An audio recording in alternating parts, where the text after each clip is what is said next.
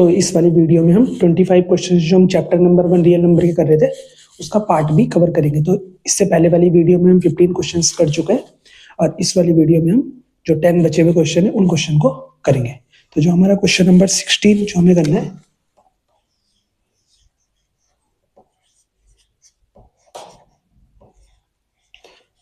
Question 16 उसमें क्या बोल रहा है कि prove that 7 minus √3 is an irrational number, और हमें गिवन है कि √5 क्या है, रेशनल नंबर है।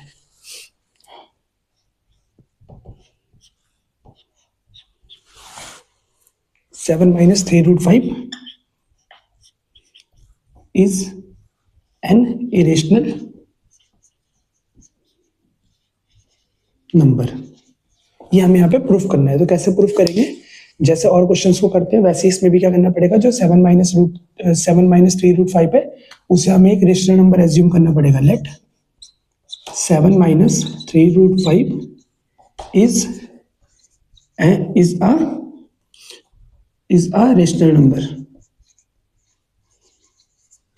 अब रेशनल नंबर क्या होते हैं, रेशनल नंबर वो नंबर होते हैं जिसको हम P/Q की फॉर्म में लिख सकते हैं। डेट मीन्स 7 माइनस 3√5 को मैं P/Q की फॉर्म में लिख सकता हूँ, जहाँ पे PQ कैसे नंबर होंगे, को प्राइम नंबर होंगे। Where P and Q are coprime number. अब क्या करना पड़ेगा, मुझे यहाँ पे से जो इरेशनल वाला पार्ट है √5 जो मुझे पता है उसको इक्वल टू के एक तरफ मुझे निकालना पड़ेगा और बाकी टर्म को दूसरी साइड करना पड़ेगा। तो मैं क्या करता हूँ कि 3√5 को इस साइड भेज दूंगा और 7 जो P/Q है उसको इस साइड भेज दूंगा। 7 minus P/Q is equal to 3√5। अभी 3 यहाँ पे मल्टीप्लाई में अगले स्टेप पे क्या करना पड़ेगा, मुझे इसे डिवाइडेड भेजना पड़ेगा। तो ये आ जाएगा 7 माइनस P/Q, और जो 3 यहाँ पे मल्टीप्लाई में उसे इधर डिवाइड में भेजूंगा तो इधर चल जाएगा, इज इक्वल टू √5। अब देखो जो P/Q है वो एक रेशनल नंबर है और 7 भी एक रेशनल नंबर है। तो अगर मैं दो रेशनल नंबर को माइनस करता हूँ तो जो नया नंबर मिलता है वो रेशनल मिलता है। और क्योंकि 1/3 भी रेशनल नंबर है और 1/3 की मल्टीप्लाई अगर मैं 7 माइनस P/Q में कर देता हूँ तो पूरा कौन सा पार्ट होगा, ये पूरा होगा इरेशनल पार्ट। बट क्वेश्चन में हमें गिवन है कि सॉरी ये होगा रेशनल पार्ट, और क्वेश्चन में हमें गिवन है कि जो √5 है वो क्या है, इरेशनल नंबर है। डेट मींस ये हो गया इरेशनल नंबर। तो ये इरेशनल नंबर हो गया और ये रेशनल नंबर हो गया, जो कि आपस में इक्वल आ रहे हैं। ये हमें पता है कि कभी भी एक रेशनल और एक इरेशनल नंबर आपस में इक्वल नहीं हो सकते, बट इस क्वेश्चन में ऐसा हो रहा है। दैट मीन जो 7 माइनस 3√5 है वो एक रेशनल नंबर नहीं होगा, वो एक इरेशनल नंबर होगा, क्योंकि यहाँ पे कॉन्ट्रडिक्शन अराइज हो गया। तो इसके बाद क्या लिखेंगे, इन equation 1 √5 which is the irrational number is equal to a 1/3 bracket में 7 minus P/Q which is a rational number, and it is not possible that a rational number is equal to the irrational number. This contradiction is arise because our assumption is wrong. That means 7 minus 3√5 is not a rational number, it is a irrational number. सारे के सारे questions में same pattern चल रहा है लिखने का, कोई दिक्कत की बात? तो इसमें भी सेम तरीके से लिख देंगे। क्वेश्चन हमारा कंप्लीट हो गया, बहुत ही ज्यादा सिंपल क्वेश्चन था। इसके बाद जो हमारा क्वेश्चन नंबर 17 है,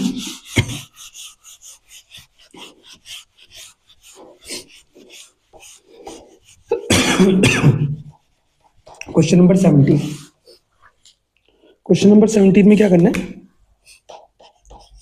क्वेश्चन नंबर 17 में क्या करना है, हमें दिखाना है, प्रूव करना है कि √5 क्या एक रेशनल नंबर है। Prove that √5 is an irrational number. तो इसे हमने पहले वाली वीडियो में भी कर रखा है, बट यहाँ पे भी इसको करेंगे। तो यहाँ पे हमें सेम प्रोसेस से क्या करना पड़ेगा, जो √5 है उसे रेशनल नंबर एज्यूम करना पड़ेगा। Let √5 is a rational number.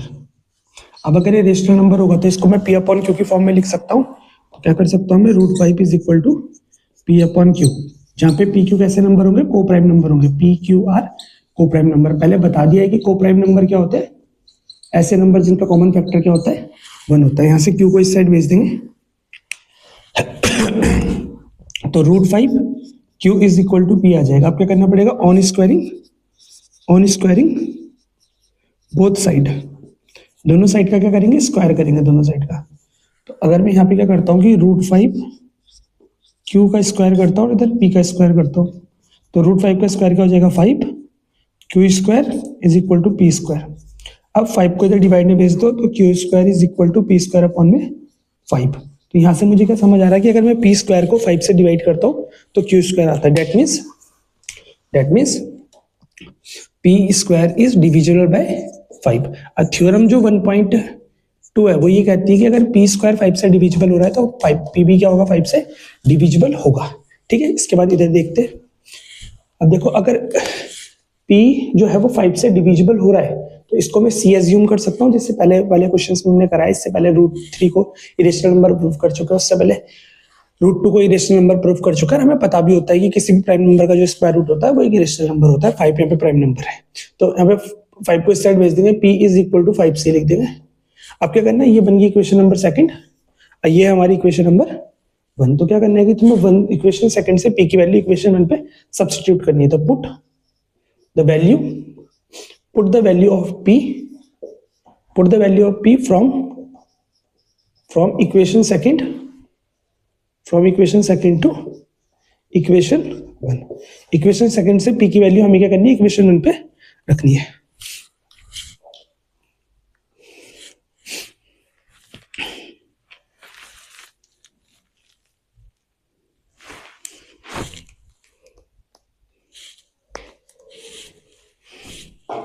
तो हमें इक्वेशन नंबर 1 को एक बार दोबारा लिख देते हैं। 5q square is equal to p square. 5q square is equal to p की वैल्यू 5 से रख देंगे, 5c का square. 5q square is equal to 25c square. 5 से 25 को कट कर देंगे तो q square is equal to 5c square. कोई डाउट इतने में? ठीक है। अच्छा, यहाँ से 5 को इधर डिवाइड में भेज दो तो q square is divisible by 5 is equal to c square. That means q square भी किससे डिवाइड हो जाएगा, 5 से। q स्क्वायर भी किससे डिवाइड हो जाएगा, 5 से। इसके बाद यहाँ पे देख लेना, date means q square is divisible by 5। और अगर q स्क्वायर भी 5 से डिवाइड हो गया तो थ्योरम 1.2 के अकॉर्डिंग q भी 5 से डिवाइड हो जाएगा। अब देखो p भी 5 से डिवाइड हो रहा है, q भी 5 से डिवाइड हो रहा है, तो इसका मतलब क्या है कि p और q दोनों का एक कॉमन फैक्टर 5 हो गया। दोनों का कॉमन फैक्टर क्या हो गया, 5। बट हमने p q को कैसे नंबर एज्यूम करेगा, को प्राइम। डेट मीन्स p और q का कोई कॉमन फैक्टर नहीं हो सकता 1 के सिवा। बट यहाँ पे p और q का कॉमन फैक्टर क्या आ रहा है, 5। तो यहाँ पे एक चीज तो ये कह रही है कि p और q का कोई कॉमन फैक्टर नहीं होगा, और दूसरी बात ये कह रही है कि p और q का कॉमन फैक्टर क्या है, 5 है। तो ऐसा क्यों हो रहा है, क्योंकि जो हमने एज्यूम कर रखा है वो गलत एज्यूम कर रखा है। डेट मीन्स √5 रेशनल नहीं है। √5 कैसा नंबर है, इरेशनल नंबर। तो यहाँ पे लिखना पड़ेगा That means both number p and q is divisible by 5. That means p और q दोनों नंबर जो है 5 से डिवाइड हो रहे हैं, but p and q are co-prime number. p and q are co-prime number. This contradiction is arise because our assumption is wrong. That means √5 is not a rational number, it is a irrational number. इस तरीके से ये वाला question भी हमारा क्या हो जाएगा, प्रूफ हो जाएगा। इसके बाद हमारा क्वेश्चन नंबर 18।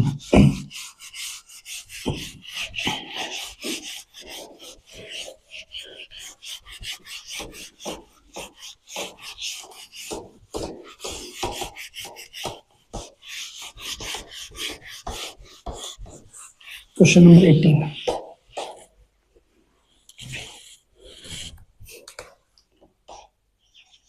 क्वेश्चन नंबर 18 में क्या दे रखा है हमें, एक हमें फैक्टर ट्री दे रखा है और हमें फाइंड करना है x, y, z and w की वैल्यू। तो we have to find x, y, z, w is equal to question mark. ये चारों हमें फाइंड करना है। और also write the prime factors of x, और x को प्राइम फैक्टराइजेशन की फॉर्म में लिखना है।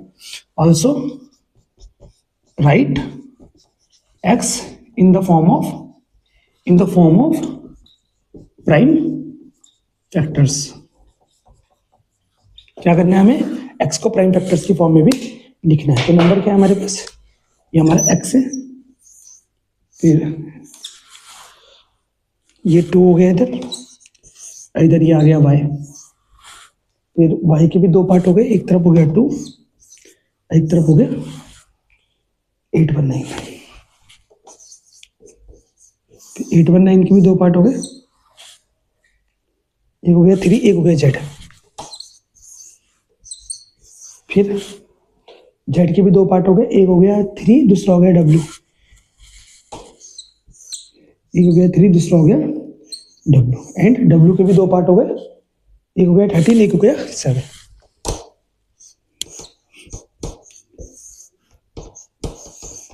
तो कैसे इन क्वेश्चंस को हम करेंगे, देखो। तो तो जैसे हमें पता है कि जैसे एक पेड़ होता है तो हम पेड़ में क्या करते हैं कि नीचे से ऊपर की तरफ चढ़ते हैं, तो ये भी फैक्टर ट्री है, तो इसमें भी हमें क्या करना पड़ेगा, नीचे से ऊपर की तरफ क्वेश्चन सॉल्व करना पड़ेगा बस, बाकी क्वेश्चन खुद ब खुद सॉल्व होता है। बस हमें क्या ध्यान रखना है कि हमें क्वेश्चन को नीचे से ऊपर की तरफ सॉल्व करना है यहाँ पे। तो हमें पता है कि जैसे W है वो इन दो की मल्टीप्लाई करके आ रहा होगा, तो W को लिख सकता हूँ मैं 13 इंटू 7, ये सब में यहाँ पे बीच में तो मल्टीप्लाई का साइन लगा सकते हैं, इनकी मल्टीप्लाई होगी आपस में, तो 13 इंटू 7 कितना मिलेगा हमें W, तो यहाँ पे लिख देता हूँ W is equal to 13 into 7 and 13 समझा क्या होते हैं 91, तो W की वैल्यू क्या आ गई हमारी 91, ठीक है। अब W इंटू 3 क्या मिल जाएगा हमें Z, तो यहाँ पे लिख देता हूँ W into 3 is equal to Z, और W की वैल्यू ऊपर से यहाँ पे 91 रख दो, तो 91 into 3 is equal to Z, तो 91 3 जा कितना आ जाएगा 273 ये आ गई Z की वैल्यू, Z की वैल्यू आ गई। अब 3 इंटू Z करूँगा तो कितना मिलना चाहिए मुझे 819 मिलना चाहिए, तो Z की वैल्यू कितनी आ रही है 273, तो 273 3 जा कितने होते हैं, कर दिया बस साइड पे 273 इंटू 3 जा पे चेक करना है तुम्हें, 3 3 जा 9, 7 3 जा 21, कैरी गया 2, 3 3 6 2 8, देखो 819 आ रहा है यहाँ पे, ठीक है। इतना क्लियर, आसान है, ठीक है। अब अगर मैं 819 की इंटू 2 के साथ करूँ तो मुझे y मिलना चाहिए, दैट मीन्स y किसके इक्वल होगा, y is equal to 2 into 819, और 819 की इंटू 2 से करोगे तो 1638 आ जाएगा, तो ये y की वैल्यू कितनी आ गई 1638। अब अगर मैं 2 की इंटू वाई से करूंगा तो मुझे x मिलना चाहिए, दैट मीन्स x किसके इक्वल होगा 2 इंटू वाई, और 2 को ऐसे ही रखते हैं, y की वैल्यू रख दो 1638, मल्टीप्लाई करो इसकी तो ये आ जाएगा 3276, कोई डाउट इसमें, तो x की जो फाइनल वैल्यू आ रही है वो आ रही है 3276, तो चारों के चारों वेरिएबल्स को हमने कैलकुलेट कर लिया, x की वैल्यू जो है वो 3276,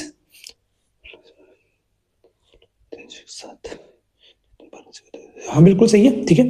अच्छा y की जो वैल्यू है वो कितनी है, y की वैल्यू आ रही है 1638, ठीक है 1638, W की जो वैल्यू है वो 91 आ रही है, Z की वैल्यू 273 आ रही है। अब क्वेश्चन में आगे बोल रहा है कि x को प्राइम फैक्टर्स की फॉर्म में भी लिखना है, x को इसकी फॉर्म में लिखना है प्राइम फैक्टर की फॉर्म में, तो यहाँ पे इसको मैं रब कर देता हूँ और x को क्या करता हूँ प्राइम फैक्टर की फॉर्म में लिखता हूँ, तो जो x है उसे प्राइम फैक्टर्स की फॉर्म में लिखना है, तो x की वैल्यू कितनी है वो लिख देता हूँ, तो ब्रैकेट में 1638 है, उसको उसकी फॉर्म में लिखना है प्राइम फैक्टर्स की फॉर्म में।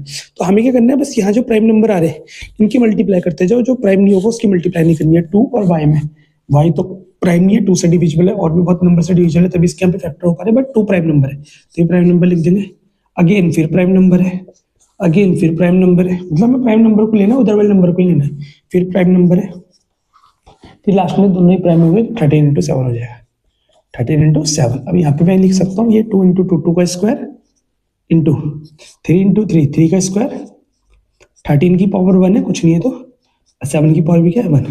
अब इनकी मल्टी एक बार चेक कर लेते हैं कि 1638 आ रहा है कि नहीं आ रहा है, 2 2 जा 4, 3 3 जा 9, 9 4 जा 36, 36 इंटू 7,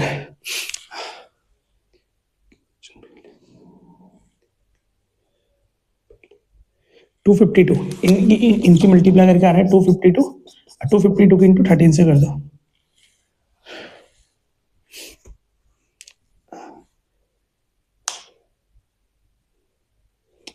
मिस्टेक कोई लग रहा,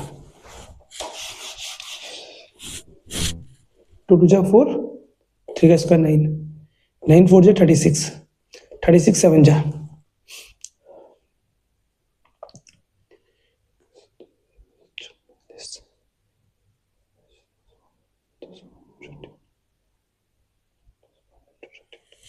13 into 7 into 3 into 3 into 2 into 2,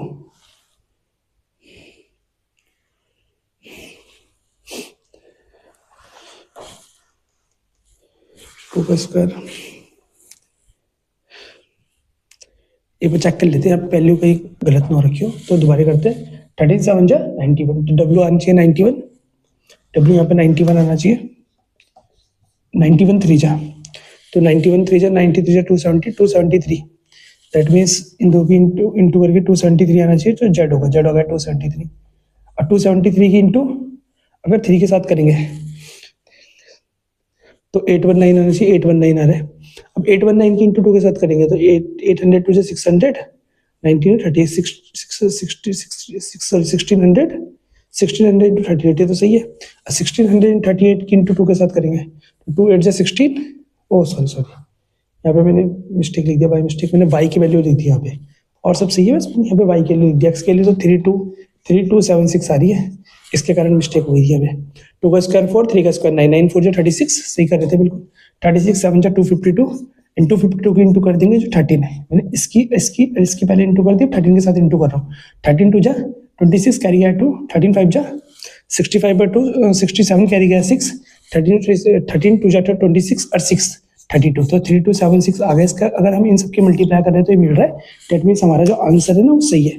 तो प्राइम फैक्टर हमारे यही थे। यहाँ पे हमने आंसर को चेक भी कर लिया कि इस तरीके से हम, अगर पेपर में क्वेश्चन आता है, इस टाइप के क्वेश्चन आते हैं, तो हमें अपने आंसर को चेक करना है कि वो गलत है कि सही है, ऐसा मल्टीप्लाई करके देख लेंगे अगर टाइम है हमारे पास तो ये वाला क्वेश्चन भी हो गया। ऐसा क्वेश्चन हमने पहले भी करा था, कई बार आ जाता है फैक्टर ट्री वाला क्वेश्चन भी बोर्ड में। क्वेश्चन नंबर 18 में हमारा कंप्लीट हो गया। अब question number 19। Question number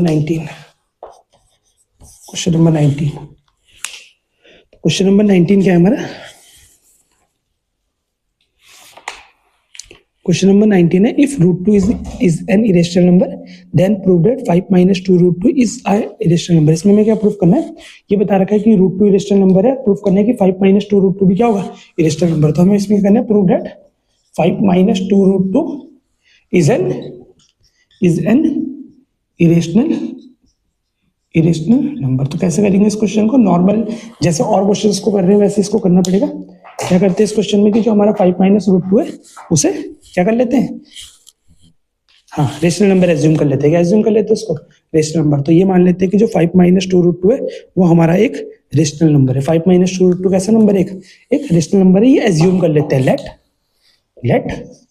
5 - 2 √2 is a rational number. अब रेशनल नंबर होगा तो किस फॉर्म में लिख सकते हैं? हाँ, तो पी वाई क्यू के फॉर्म में लिख सकते हैं। That means 5 - 2 √2 is equal to p upon q, जहाँ पे पी क्यू कैसे नंबर होने चाहिए? Coprime number. P q are coprime number. अब यहाँ पे क्या करना है हमें? इरेशनल वाले पार्ट को अलग निकालना है। तो पता चल रहा है कि √2 इरेशनल है। अब देखो इसके 2 √2 का आगे माइनस साइन है, मैं चाहता हूँ इसको प्लस का बना दूं, इसलिए मैं इसको इधर भेज रहा हूँ, इसको इधर भेज रहा हूँ।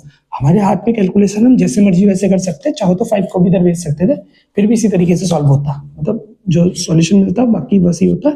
ऐसे भी कर सकते हैं और 5 को इधर भी भेज सकते हैं। डेट मींस तो 2 √2 को इस साइड भेज देंगे, पी अपॉन क्यू को इस साइड भेज देंगे, तो 5 - p upon q is equal to 2 √2। अब 2 यहाँ मल्टीप्लाई में उसे इधर डिवाइडेड भेज देंगे, तो 5 - पी अपॉन क्यू, यहाँ पे मैंने ब्रैकेट लगा दिया, बाहर आ गया 1/2 इज इक्वल टू √2। अब पी अपॉन क्यू कैसा नंबर है? रेशनल। 5 से माइनस कर दोगे पी अपॉन क्यू को तो पूरा नंबर रेशनल होगा, 1/2 से मल्टीप्लाई भी कर दोगे तो पूरा नंबर क्या होगा? रेशनल।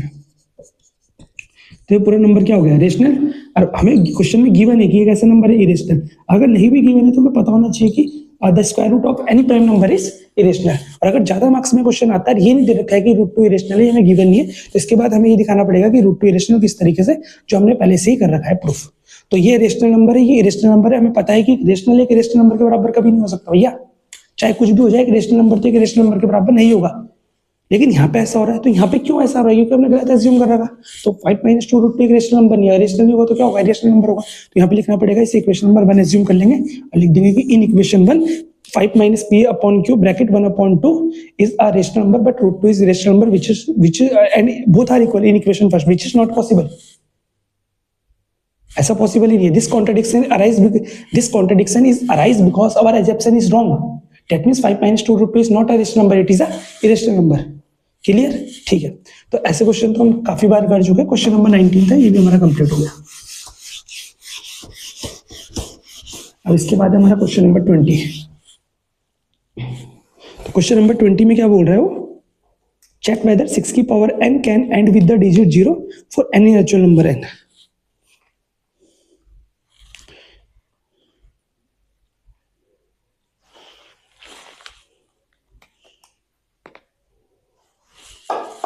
तो यहाँ पे हमें करना है, चेक करना है, चेक 6 की power n can end with digit 0 digit 0 for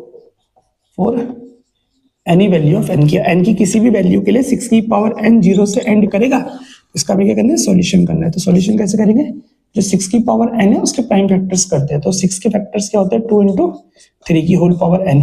अब 2 के फैक्टर, इसके 2 की पावर n अलग हो जाएगा और 3 की पावर n अलग हो जाएगा। तो चाहे कुछ भी कर लो, यहाँ पे मैं किसी तरीके से 5 ला नहीं सकता।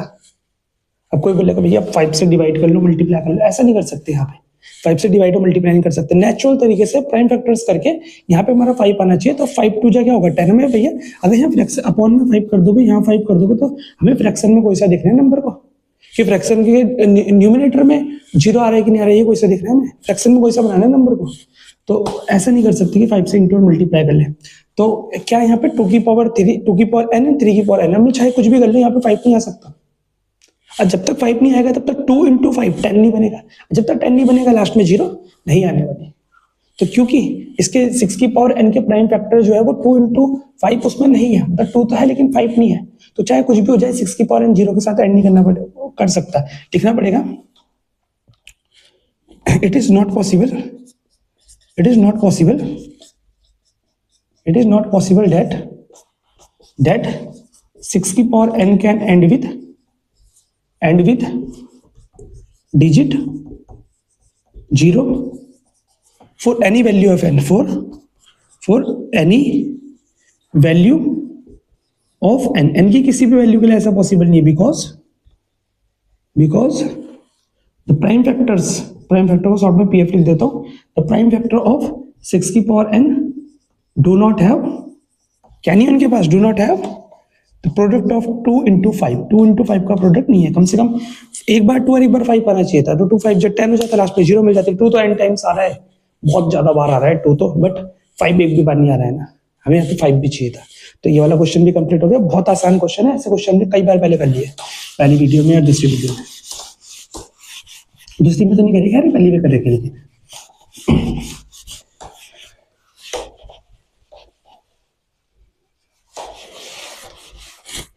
अच्छा, इसके बाद हमारा ये हमारा कौन सा क्वेश्चन था,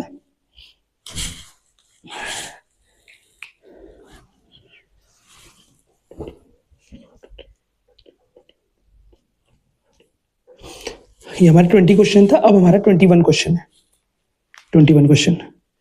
सो डेट 8 की power n can and with digit 0 for any natural number n।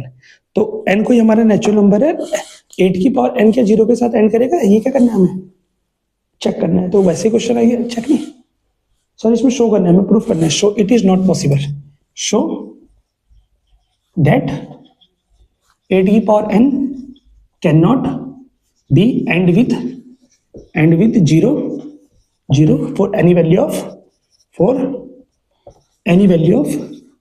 n, n की किसी भी वैल्यू से 0 से एंड नहीं करेगा जो 8 की पावर n होगा। तो सॉल्यूशन इसका किस तरीके से करेंगे, सेम पिक्चर ले क्वेश्चन की जैसे, चेक करना है तो भी वही प्रोसेस है, शो करना है तो भी वही प्रोसेस है, प्रूफ करना है तो भी वही करना है, चेक करना है तो भी वही करना है। यहाँ पे बस हमें पता है कि हमें प्रूफ करना है, वहां पे चेक करना है। हो भी सकता था कि 0 से एंड कर जाए, ये भी हो सकता था 0 से एंड ना करे वहां पे जब चेक करना है हमें, बट यहाँ पे जब शो करना है तो हमें पता है कि 0 से एंड नहीं करेगा। डेट मीन्स इसके प्राइम फैक्टर जब करोगे या तो 5 आएगा, 2 नहीं आएगा, 2 आएगा, 5 नहीं आएगा। क्लियर? तो करते हैं इसके 8 की पावर n के। तो 8 के फैक्टर्स क्या होते हैं, 2 इंटू 2 इंटू 2 की पावर n। अब 2 इंटू 2 इंटू 2 को लिख सकता हूँ मैं 2 की पावर 3 की पावर n। और हमें पता है कि जब पावर की पावर आ जाती है तो पावर की क्या हो जाती है, मल्टीप्लाई। तो 2 इंटू की पावर 3 इंटू n, 3n आ जाएगा। तो 2 की पावर कितनी आएगी, 3n। मतलब 2 की पावर तो 3n है, बट इसमें 5 तो एक भी टाइम नहीं है। तो सेम वही लिखना पड़ेगा हमें कि द प्राइम फैक्टर्स ऑफ 8 की power n do not contain the product of 2 into 5, do not contain 2 into 5। 8 की पावर n के प्राइम फैक्टर्स में 2 तो बहुत बार आ रहा है, बट 5 तो एक बार भी नहीं आ रहा है। That means it is not possible that 8 की power n can end with digit 0 for any value of n। इस तरीके से अगर हम इसमें थ्योरी रख देंगे तो ये क्वेश्चन भी हो जाएगा हमारा कंप्लीट। तो क्वेश्चन नंबर हमारा कौन सा था, क्वेश्चन नंबर हमारा 21 था। अब क्वेश्चन नंबर 22, इसके बाद हमारा क्वेश्चन नंबर 22 बहुत आसान क्वेश्चन है। क्वेश्चन नंबर 22, इसके बाद हमारा क्वेश्चन नंबर 22। तो क्वेश्चन नंबर 22 में क्या बोल रहा है वो, find LCM and HCF of 96 and 160 using prime factorization method. बहुत ही सिंपल क्वेश्चन है। Find LCM and HCF of 96 and 160 are using prime factorization method। तो एक ही मेथड हमारे सिलेबस में है एचसीएफ और एलसीएम निकालने का। तो हमें करना पड़ेगा पहले 96 और 160 दोनों के क्या करने पड़ेंगे, प्राइम फैक्टर्स करने पड़ेंगे पहले। तो 96 के प्राइम फैक्टर्स करते हैं। 96 के फैक्टर करते हैं यहाँ पे सॉल्यूशन में। तो 2 से जाएगा, 2 4 जाएगा, 2 8 16, 2 से जाएगा 24 टाइम्स, फिर 2 से जाएगा, 2 से जाएगा, फिर 2 से जाएगा 12 टाइम्स, फिर 2 से जाएगा 6 टाइम, फिर 2 से जाएगा 3 टाइम्स, फिर 3 से जाएगा 1 टाइम्स। तो 96 के फैक्टर क्या हो रहे हैं, 2 into 2 into 2, 2 into 2 into 2, 2 into 2 into 3, 2 into 2 into 3। क्या करते हैं हम यहाँ पे, जो दूसरा नंबर हमारा 160 के प्राइम फैक्टर कर लेते हैं यहाँ पे। तो 160 किससे जाएगा, 2 से गया 80 टाइम्स, फिर 2 से गया 40 टाइम्स, फिर 2 से गया 40 टाइम्स, फिर 2 से गया 40 टाइम्स, फिर 2 से कितनी बार गया, 2 से गया 20 टाइम्स, फिर 2 से गया 10 टाइम्स, फिर 2 से गया 5 टाइम्स, एंड एटलीस्ट लास्ट में 5 से गया 1 टाइम एट लास्ट। तो 160 के फैक्टर्स क्या हो रहे हैं, 2 into 2 into 2 into 2 into 2 into 5। अब इसमें तुम पेयरिंग करके भी कर सकते हो, लेकिन यहाँ पर मैं ये वाला क्वेश्चन तुम्हें एक दूसरे तरीके से बता सकता हूँ। तो इसमें एलसीएम एचसीएफ दोनों निकाल सकते हो तुम। तो एक दूसरे तरीके से देख लेते हैं कि हमारे पास मतलब एक मेथड और है। मेथड क्या मतलब एक ही साइंस है दोनों में, बट उसमें हम पावर का कंसेप्ट यूज कर लेंगे तो क्वेश्चन हमारे लिए इजी बन जाएगा और ज्यादा। तो यहाँ पे क्या आ रहा है, देखो 2 कितनी बार आ रहा है, 1 2 3 4 5। डेट मीन्स इसे लिख सकता हूँ मैं 2 की पावर 5 इंटू 3 की पावर 1। और यहाँ पे क्या है 1 2 3 4 5, 1 2 3 4 5। यहाँ पे भी 2 की पावर 5 है इंटू 5 है, कोई दिक्कत है। 1 2 3 4 5, 1 2 3 4 5, ठीक है। ठीक है, बहुत बढ़िया, सही है। अब देखो जैसे हमें एचसीएफ निकालना है, तो हमें पता है एचसीएफ के लिए क्या होता है, जो दोनों में पेयरिंग आती है वो नंबर हमारा एचसीएफ में आता है। देखो 2 की पावर 5 यहाँ भी, 2 की पावर 5 यहाँ भी, डेट में एचसीएफ हो जाएगा 2 की पावर 5। और एलसीएम कितना हो जाएगा यहाँ पे एलसीएम, तो एलसीएम में पेयरिंग वाले नंबर तो एक बार आता है, मतलब एक बार 2 की पावर 5 आएगा, एक बार 3 की पावर 1 आएगा, और एक बार 5 आएगा, 5 की पावर 1 आएगा डेट मीन्स। तो 2 की पावर 5 कितना होता है 32, और 5 3 से कितना होगा 15, 15 2 जा 30 कैरी गया 3, 15 3 जा 45 और 3 480। तो 480 यहाँ पे एलसीएम आ रहा है, और 2 की पावर 5 यहाँ पे एचसीएफ आ रहा है। यहाँ पे क्या चेक नहीं करना है, बट हम वो भी कर सकते हैं जो हमारा फॉर्मूला है HCF into LCM equal to first into second, उस फॉर्मूला को भी यहाँ पे हम वेरीफाई कर सकते हैं, बट नीड नहीं हमें नहीं करना है मतलब। तो ये हमारा क्वेश्चन नंबर कौन सा था, ये था हमारा क्वेश्चन नंबर 22 आई थिंक, हाँ 22 था। अब इसके बाद है हमारा क्वेश्चन नंबर 23। इसके बाद कौन सा क्वेश्चन है हमारा, क्वेश्चन नंबर 23। क्वेश्चन नंबर 23 है हमारा इसके बाद। अच्छा क्या बोल रहा है, 3 bells toll at the interval of 9 12 and 15। हमारे पास 3 bells है, bell number 1, bell number 2, bell number 3। ये B1 है, ये B2 है, ये B3 है। तीनों को हमें रेगुलर इंटरवल टाइम में टॉल करना है। तो जो पहली वाली बेल है उसको हम हर 9 मिनट में हमें बजाना है इसको। तो पहली बार जैसे हमने 9 मिनट पहले बजाया, फिर 9 मिनट बाद इसको दोबारा बजाएंगे इस टाइप से। जो बेल नंबर 2 है उसका इसी तरीके से 12 मिनट बाद हमें हर 12 मिनट बाद इसको टॉल करना है, और बेल नंबर 3 को 15 मिनट बाद हमें क्या करना है, टॉल करना है।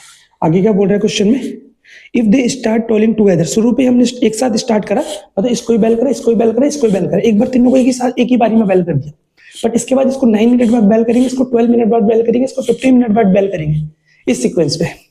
तो फिर जो दूसरी बार बेल होगा वो एक साथ नहीं होगा ना, ये पहले बेल हो जाएगा, फिर ये, फिर 9 to 18 मिनट में दूसरी बार बेल हो जाएगा। बट ये नहीं होंगे 18 मिनट में दूसरी बार बेल, ये 24 मिनट बाद दूसरी बार बेल होगा, ये 30 मिनट बाद दूसरी बार बेल होगा।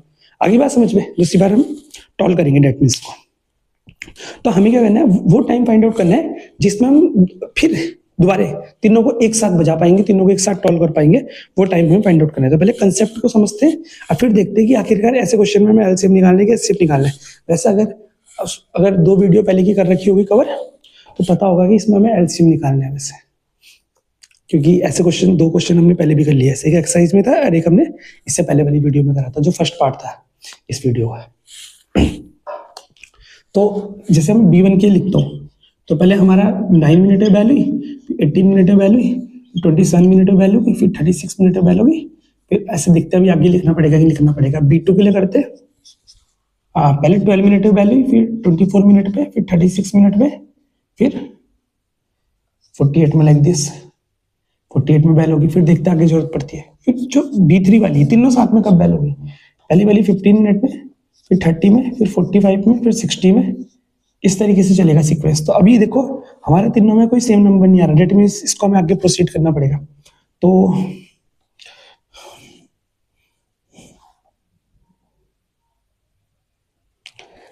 काफी आगे तक जाएगा लगना।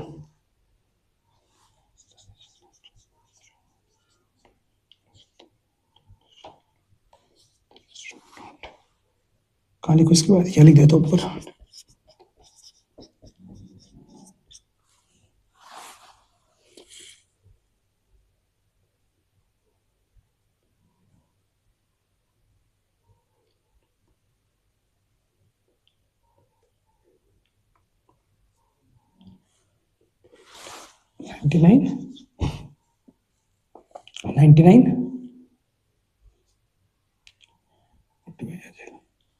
नाइन्टी नाइन, इसके बाद आ जाएगा हमारा 108, 108 के बाद आ जाएगा 117, फिर आ जाएगा हमारा 136, सॉरी 126, फिर आ जाएगा 135, फिर आ जाएगा 144, 144, फिर आ जाएगा हमारा 144, इसके बाद आ जाएगा हमारा 153, फिर आ जाएगा हमारा 153 के बाद क्या आ जाएगा हमारा 172, फिर आ जाएगा 181, और फिर आ जाएगा 190। और ये वाला मुझे लग रहा है अभी भी एक साथ इस 190 मिनट तक भी वो एक साथ वैल्यू करेगी तीनों। इस तरीके से अगर मैं इसे कैरी करता चलाता रहूंगा ना, तो देखता हूँ मैं नंबर ढूंढता हूँ कौन से नंबर में तीनों एक साथ वैल्यू करेगी। 190 हो गया,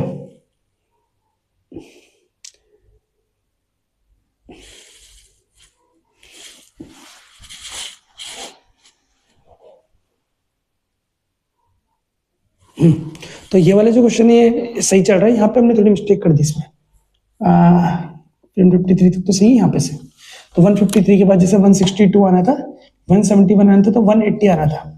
अब जैसे 12 है तो 12 को भी इस तरीके से मैं मल्टीपल लिखता हूँ 12 के भी। तो 12 के वेक्टर 12 के मल्टीपल 48 तक तो मैंने लिख दिया।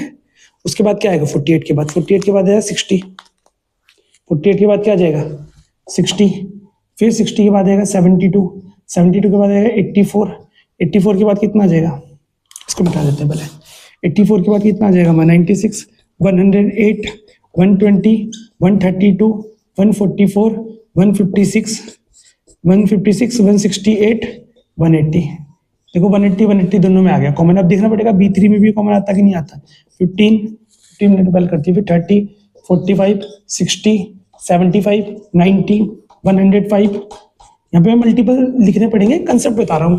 वैसे तो हमें इसमें एलसीएम फाइंड आउट करना है, लेकिन पहले देखते हैं क्वेश्चन को समझते हैं। 105, 120, 135, 150, 165 एंड 180। तो देखो 180 तीनों में आ रहा है। 180 यहाँ पे भी आ गया, 180 हमारे यहाँ पे भी आ गया, 180 हमारे यहाँ पे भी आ गया, 180 हमारे यहाँ पे भी आ गया। बट 180 से पहले कोई मल्टीपल ऐसा नहीं जो तीनों में आ रहा हो। डेट मीन्स अगर हम इसे स्टार्टिंग पे एक साथ बैल करते हैं तीनों को, और उसके बाद 180 मिनट बाद तीनों साथ में बैल होगी, क्योंकि 180 मिनट में ही तीनों में सेम आ रहा है। तो ये जो मैंने लिखे ये 9 के मल्टीपल्स लिखे, ये 12 के मल्टीपल्स लिखे, ये 15 के मल्टीपल लिखे। और तीनों में जो हमें कॉमन मल्टीपल मिला है, जो तीनों में हो, यहाँ पे हो, यहाँ पे हो, यहाँ पे हो, 180 है। अब 180 के बाद और भी मल्टीपल कॉमन मिल सकते हैं, बट 180 सबसे छोटा मल्टीपल हमें मिला है, यानी कि लिस्ट मल्टीपल मिला है। डेट मीन्स 180 इन तीनों का एलसीएम है, लिस्ट कॉमन मल्टीपल। तो इस क्वेश्चन में हमें क्या फाइंड आउट करना था? एलसीएम फाइंड आउट करना है। क्या फाइंड आउट करना है? एलसीएम। कंसेप्ट इसलिए बता रहा हूँ कि तुम क्वेश्चन को देख के समझ जाओ कि इसमें एलसीएम निकालने के एचसीएफ निकालना है।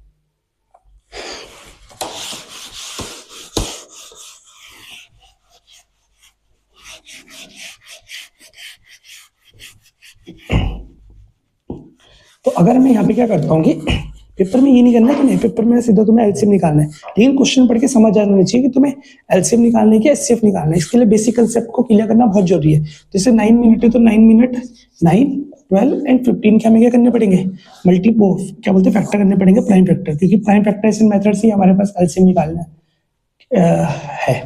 तो 3 से डिवाइड करेंगे, 3 3 9 3 1 3, 12 से करेंगे इसको, 3 4 12, 2 2 2 1 15 के क्या हो जाएंगे, 3 5 15, 5 1 5।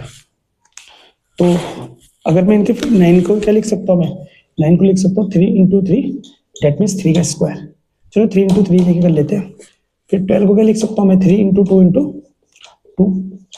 15 को क्या लिख सकता हूँ, 3 इंटू 5। तो देखो 3 दोनों में आ गया, मतलब तीनों में आ गया 3। तो मुझे सीधा इसमें एलसीएम फाइंड आउट करना है। तो एलसीएम क्या होगा, 3 तो तीनों में आ रहा है और कोई नंबर नहीं जो तीनों में आ रहा है, दोनों पे भी कोई नहीं आ रहा है। डेट मीन्स अगर 2 पे भी आता तो भी ले सकते थे एलसीएम में तो, बट ऐसे हॉरिजॉन्टल नहीं देखना है हमें, वर्टिकल में देखना है, ऊपर नीचे जो तीनों नंबर पे आ रहा हो। ये तो एक ही नंबर पे आ रहा है 2 2, तो ये पेयर नहीं होगा। फिर ये वाला 3 आ जाएगा हमारा, फिर ये 2 ये 2 ये 5, इनकी मल्टीप्लाई करनी पड़ेगी हमारी हमें।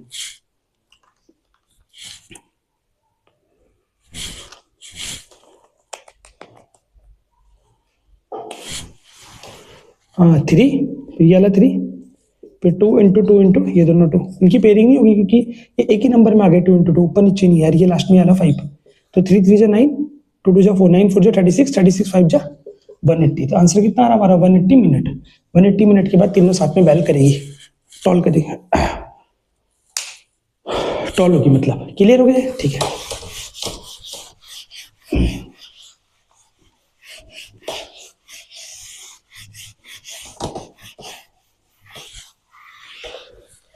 अब हमारा क्वेश्चन नंबर 23 के बाद है हमारा question number 24। Question number 24, question number 24 क्या बोल रहा है, find the largest number which divide 22 4 5 and 1037, leaving remainder 5 in each case. बहुत ही आसान क्वेश्चन है। क्या बोल रहा है, find the largest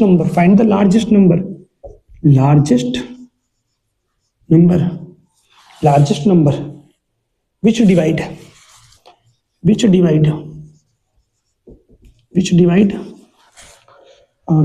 2 4 5 and 1037, 2 4 5 and 1037 leaving remainder 5 in each case. दोनों केस में क्या होगा, leaving remainder 5 in each case, मतलब दोनों केस में जो हमारा रिमाइंडर बचेगा वो 5 बचेगा। डिवाइड करने के बाद वो लार्जेस्ट नंबर हमें फाइंड आउट करना है। तो इतना तो हमें पहले से ही पता है कि जिस नंबर से ये दोनों नंबर डिवाइड हो जाएंगे वो इन नंबर के फैक्टर होंगे। क्या होंगे, फैक्टर। और हमें कौन सा फैक्टर निकालना है, largest. That means we have to find the highest common factor. But factor से तो पूरी बार डिवाइड हो जाते हैं ना भैया, बट यहाँ पे हमारा रिमाइंडर क्या बच रहा, 5। तो दैट मीन्स से पूरी बार डिवाइड नहीं हो रहे। जो रिमाइंडर 5 बच रहा है वो दोनों में एक्स्ट्रा है, डेट मींस क्या है वो, एक्स्ट्रा। तो हमें क्या करना पड़ेगा कि जो 5 है रिमाइंडर, उसको इन दोनों से माइनस करना पड़ेगा, 2 4 5 से भी और 1037 से भी। तो यहाँ 5 से मैंने माइनस कर दिया, इसको 5 से माइनस कर दिया तो कितना आ जाएगा, 240। और अगर मैं 1037 में से 5 माइनस कर लूँ, क्योंकि दोनों केस में रिमाइंडर 5 ही बच रहा, अगर अलग अलग रिमाइंडर बचता तो अलग अलग नंबर माइनस करते। तो 1037 में से 5 को माइनस करूंगा तो 1032। तो रिमाइंडर तो इन दोनों नंबर में बच रहा था। अब मैंने जो रिमाइंडर बचा था माइनस कर दिया, डेट मींस इसमें कोई रिमाइंडर नहीं बचेगा। रिमाइंडर नहीं बचेगा, डेट मींस से पूरी बार डिवाइड हो जाएंगे। और हमें वो लार्जेस्ट नंबर फाइंड आउट करना है जिससे दो नंबर पूरी बार डिवाइड हो जाए। डेट मींस ये हमारी क्वेश्चन की रिक्वायरमेंट है। और सबसे बड़ा नंबर यानी कि फैक्टर जिससे डिवाइड कर सकते हो उसे क्या बोलते हैं, factor. Largest factor that means highest factor, दोनों में सेम हाईएस्ट फैक्टर होना चाहिए, कॉमन फैक्टर। डेट मींस इस क्वेश्चन में हमें क्या निकालना है, हाईएस्ट कॉमन फैक्टर निकालना है, एचसीएफ। कैसे निकालेंगे इस क्वेश्चन में एचसीएफ, दोनों 240 और 1032 के प्राइम फैक्टर करने पड़ेंगे। तो 240 के प्राइम फैक्टर करते हैं 2 से जाएगा 120, 2 से जाएगा 60, फिर 2 से जाएगा 30, फिर 2 से जाएगा 15, फिर 3 से जाएगा 5 टाइम्स और 5 से जाएगा 1 टाइम्स। तो फैक्टर क्या हो गए 240 के फैक्टर हो गए 2 इंटू 2 इंटू, ऐसे लिख लो, 2 into 2 into 2 into 2 into 3 into 5। और 1037 के फैक्टर क्या हो गए, 1037 के फैक्टर क्या हो गए, करने पड़ेंगे पहले 1037 के फैक्टर। तो 1037 के फैक्टर क्या हो गए, सॉरी 1037 नहीं 1032, 5 तो हमने माइनस कर दिया, सॉरी 1032।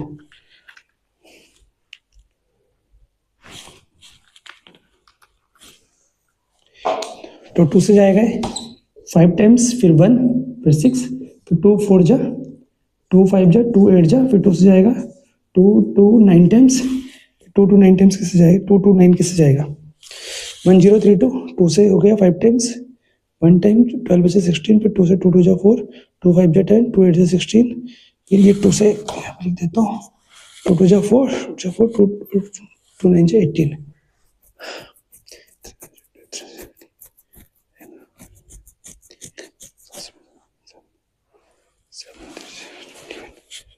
7 से भी नहीं जा रहा, फिर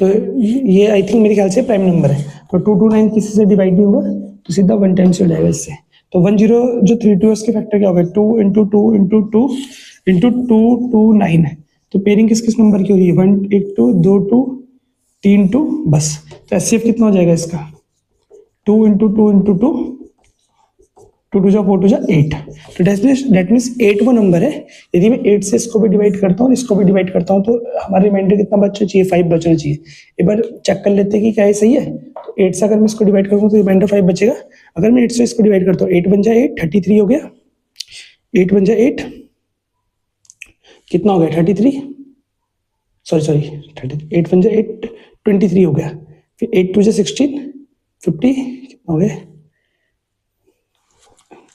8 बन जा 8 2 बचा 23, फिर 8 2 जा 16 16 कितना बचा 7 बचा 77, फिर 8 9 से 72, फिर 5 बचा रिमाइंडर, सही है, तो यहाँ पे भी रिमाइंडर 5 बच रहा है, यहाँ पे भी रिमाइंडर क्या बच रहा 5, दैट मीन्स 8 इसका आंसर बिल्कुल करेक्ट है, कोई दिक्कत की बात इस क्वेश्चन में, ठीक है।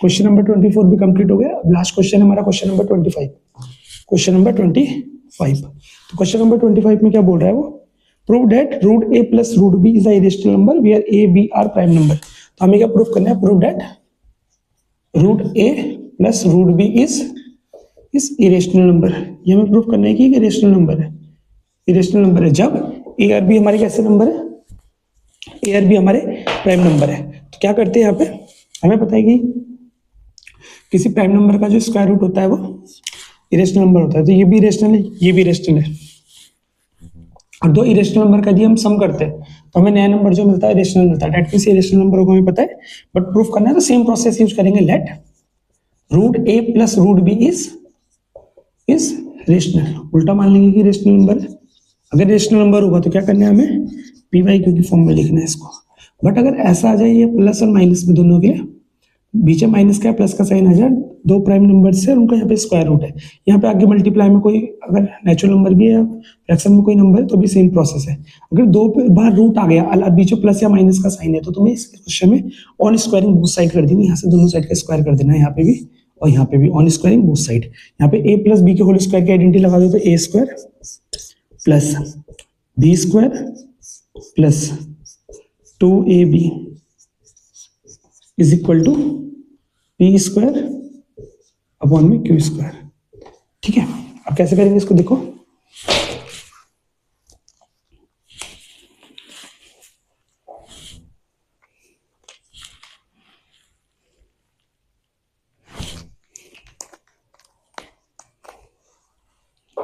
तो रूट ए का स्क्वायर क्या हो जाएगा, तो रूट से स्क्वायर कट जाता है, ए आ गया प्लस यहाँ पे भी रूट से स्क्वायर कट गया, बी आ गया प्लस 2, दोनों में अलग अलग रूट लगाने से बढ़िया एक ही रूट लगा दो, is equal to p square upon q square. अब ए और बी तो रेशनल नंबर हो गए ना, क्योंकि किसी रूट वाले नंबर का जब हम स्क्वायर करते हैं तो हमें एक नॉर्मल नंबर मिल गया, प्राइम नंबर है, अब प्राइम नंबर जो होते हैं वो रेशनल नंबर ही होते हैं, तो ए प्लस बी को इस साइड भेज दो, तो 2 root a b is equal to p square upon में क्यू स्क्वायर माइनस ब्रैकेट में ए प्लस बी। अब ये पूरा नंबर जो है ये एक रेशनल नंबर है, क्योंकि ये भी रेशनल, दो रेशनल को माइनस करो तो रेशनल ही मिलेगा, तो ये रेशनल है। जबकि यहाँ पे तो ए और बी प्राइम नंबर है ना, ए और बी कैसे नंबर है, प्राइम नंबर। और दो प्राइम नंबर का अगर मैं स्क्वायर रूट करता है, सॉरी दो प्राइम नंबर का अगर मैं मल्टीप्लाई करता हूँ तो जो मुझे नया नंबर मिलता है वो एक परफेक्ट स्क्वायर नंबर नहीं मिल सकता। डेट मीन्स ए भी एक परफेक्ट स्क्वायर नंबर नहीं होगा। अब परफेक्ट स्क्वायर नंबर नहीं गया, इसका मैं स्क्वायर रूट कर रहा हूँ तो पूरा नंबर कैसा होगा, ये इरेशनल। कैसा होगा, ये इरेशनल। तो रूट ए भी इरेशनल नंबर है। अच्छा यहाँ पे 2 भी मल्टीप्लाई में, इस 2 को इधर डिवाइड भेज देंगे, तो ये पूरा नंबर रेशनल है और ये पूरा नंबर इरेशनल है। और एक इरेशनल नंबर एक रेशनल नंबर के बराबर नहीं हो सकता। बट इस क्वेश्चन में ऐसा हो रहा है, क्यों हो रहा है, क्योंकि जो हमने एज्यूम करा वो गलत एज्यूम करा। That means root a plus root b एक रेशनल नंबर नहीं है, वो एक इरेशनल नंबर। तो सेम चीज लिख देंगे in equation 1, root a b is a irrational number which is equal to a rational number p square upon में सॉरी 1/2 ब्रैकेट में p square upon q square minus a plus b which is rational number, and both are equal because our assumption is wrong. This contradiction arise because our assumption is wrong. That means root a plus root b is not a rational number, it is a irrational number. तो इस type से हमें इन questions को complete करना है। तो 25 question में cover कर लिए। ऐसा क्वेश्चन वैसे मैंने करवा रखा है पहले भी नंबर्स के फॉर्मेट में, तो आई थिंक √2 + √3 ऐसा कुछ क्वेश्चन था। तो हमने 25 क्वेश्चन कवर कर लिए यहाँ पे।